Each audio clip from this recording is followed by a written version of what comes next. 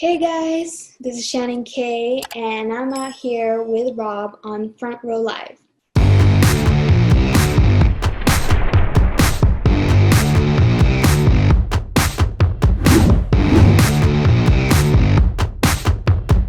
First of all, congratulations with your second single of 2020, Run, which recently dropped. And talk to me about that creative process of the single in particular, and um, what was it like for you, and how different was it from your previous single, I Do? hmm I would definitely say that this song uh, means a lot to me. Just as I Do was, but I feel like it had a different emotion in it, and obviously it had a different story to to share to the world. And I feel like it was based on my past experiences on just coming to the U.S. As a South Indian, young brown girl, to achieve her dreams and become like a major artist. And I feel like, during that whole process, I came across a lot of people who just didn't believe in me, and, who told me that I couldn't really, become an artist because of the way I look, or, the from where I am, or, my race and everything. So yeah, it was just all those, emotions that I had been bottling up, and I really wanted to let that go, and turn it into like a song. And obviously, I just wanted to motivate others as well who've been sort of going through the same situation. It's really hard to be yourself, especially in a world where, everything is sort of like on the edge of being unreal or being fake. So yeah, it's really hard to sort of be different and stand to it, and just believe in yourself and your dreams. So yeah. With those kind of barriers that you kind of had to go through in order to be who you are today, like, talk to me about like gaining confidence and being true to yourself, and continuing to be true to yourself while at the same time being confident about everything that you do and everything that you pursue. Yeah, I mean, it was really hard, when I first started, because I had a lot of people tell me that, we should probably change your name or change your hair color, make you look fit into the society and what people want to see or expect a girl to look like or an artist to look like. And, it just felt weird to me because it wasn't myself. And, I was really confused where I stood. I wanted to represent me as who I am, and also my ethnicity and where I'm from. So yeah, but I guess it took me a lot of time to kind of like, gain all that self-confidence and belief in me. Because like once you're in social media, it's just really hard to kind of, navigate and figure out who you really are, because there are people like putting you in categories and labels, and you have all sorts of trolls and haters out there.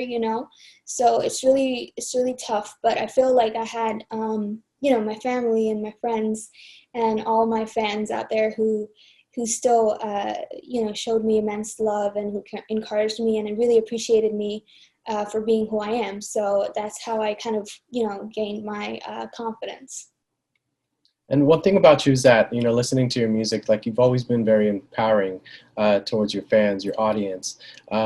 Is that something that, is difficult for you or easy for you to write about? Because, like, it takes you back to those times where you had to face those struggles, where you had to, you had to hear these naysayers say so many things about you not being able to make it in the career. And then here you are today, you know, releasing music and doing films and everything else. So do you feel like that was hard to write about in your music?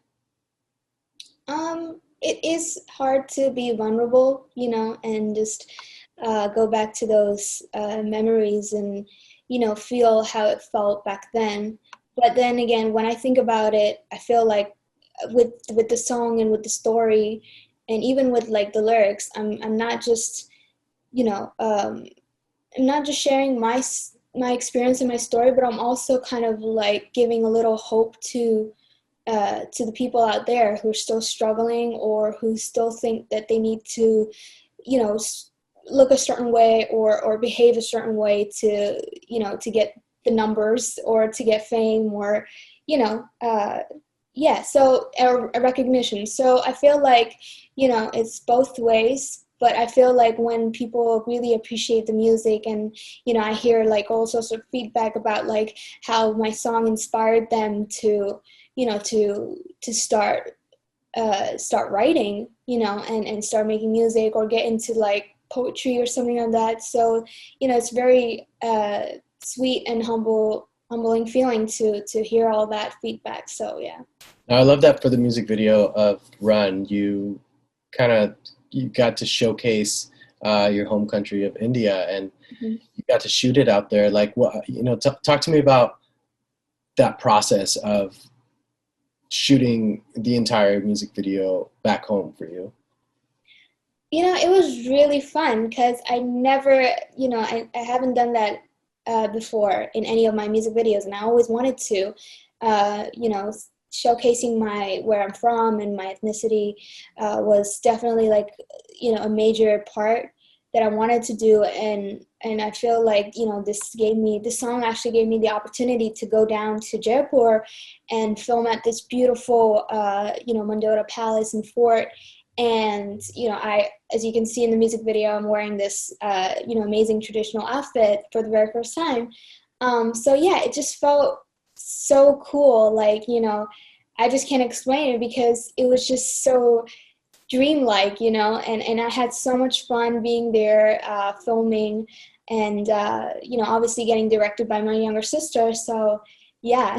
And what's that chemistry between the two of you? Because not only have you collaborated with music videos, but you've also collaborated with the song back in 2018, I want to say, right? Like, so what's that chemistry like when you guys get together and just kind of start working on music or material?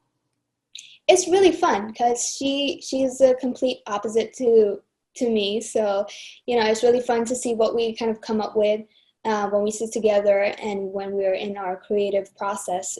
Obviously, there are, you know, arguments and fights in the middle during the process, but I feel like that's something that, you know, elevates our creation, and you know, our results at the end is just they just come out, you know, really well. So yeah, sometimes we would just be like, you know, improving like, you know, over the piano or guitar and just singing out. And, you know, I would have my phone on record. So, so everything would be recording and we would just be like, you know, zoning out and creating stuff. So that's really fun. And as far as like production goes for Run, who did you jump in the studio with? I know you've worked with Pooh Bear in the past, and you've also worked with Infinity. Did you work with either of those two for Run, or was there a new producer that stepped in this time around? Yes, I had a really great time working with a Canadian producer named Sean Fisher. And yeah, we just had so much fun working together and, you know, creating this amazing sound. And he's amazing. He's really talented and he's so fun to, you know, to work with. So yeah. And what was it about Sean? How did you first discover him? Like, why did you want to work with him for this song in particular? You know, I heard a couple of his songs before and I was really into it, you know. And I feel like as an, you know, it's just something about the music or, you know, the emotion that I kind of felt connected to it. And I was like, you know what, I think we can come up with something of our own.